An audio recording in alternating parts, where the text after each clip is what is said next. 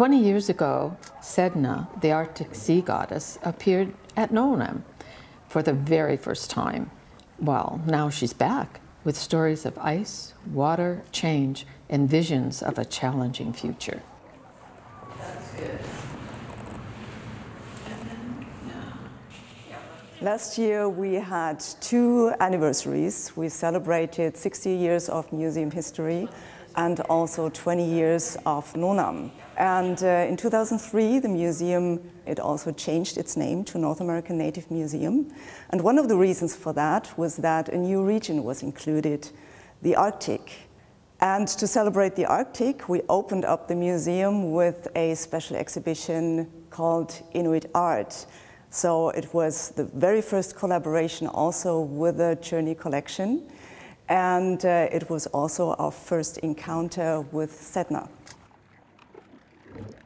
Sedna is the honored, respected, feared sovereign of the seas. She's the mother of all the sea mammals. She controls the hunt. If a taboo is broken, she's the one who keeps all the sea mammals in her hair. People are going to starve if they don't ask a shaman to dive deep into the ocean, to comb her hair, to release the animals, to appease her so the hunt is good again. Sedna is the one who makes people follow the rules.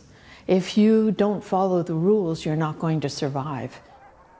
This is a perfect example, the island of hunting. Hunting is so important to the survival. It is the art of survival. You take what you need and you share. And here you see the different aspects of it. But there is one object here. It's the hunter with the big fish attached to his cap. He doesn't want to share. And what happens then? Well, Sedna's not going to be very happy with him, and I don't think he comes to a very good end. On this anniversary exhibition, we invite our visitors on a journey across 7 islands in an archipelago. It is a journey through different important topics.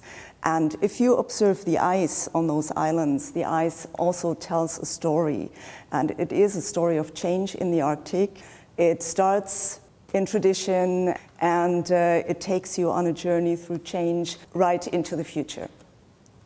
The Cerny collection began when my husband Peter and I bought a Canadian Inuit collection.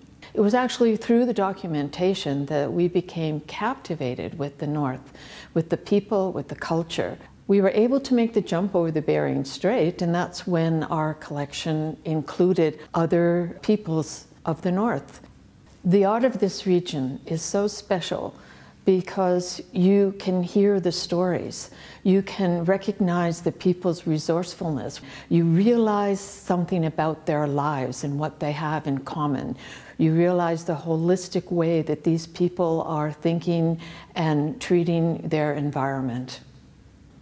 In this exhibition, we represent artists from all the circumpolar regions, and you can see from the different artworks that they have a lot in common, starting with the materials, starting with a style, if you will, and of course starting with their traditions, their histories.